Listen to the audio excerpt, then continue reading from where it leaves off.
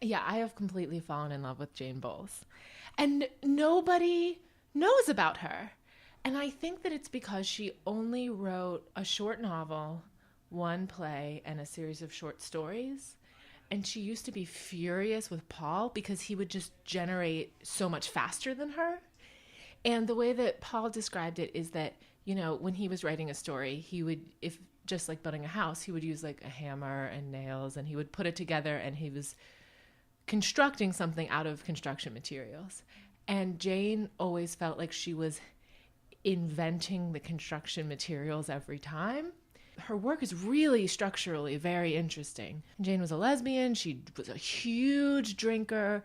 She had a limp from a very early age. She was sort of pixie-like and wild and rebellious, and then also very introverted and hidden. And the play is very autobiographical.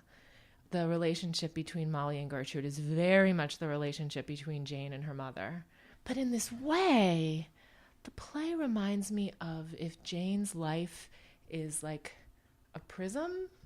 And you know how if you shine light into a prism, it sends the little lights all out all over the place?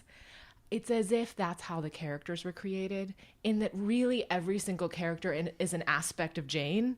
And it could be argued that all of these are aspects of Jane fighting for control, that all of these characters actually live inside of one's body, because the mother is modeled after her mother, but that mother still lives inside of her. It's also really interesting because to me what the play is ultimately about is this idea of what is it for a daughter to separate from a mother, and what is it for a mother to allow her daughter to separate from her. I believe that the protagonist of the story is the mother-daughter bond.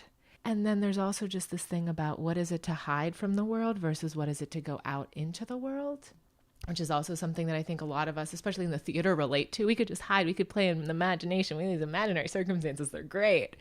But what is it to actually face the world, the unknown, in all of its hugeness, all of its beauty, but with that beauty also comes danger. And that's another really core element of the play.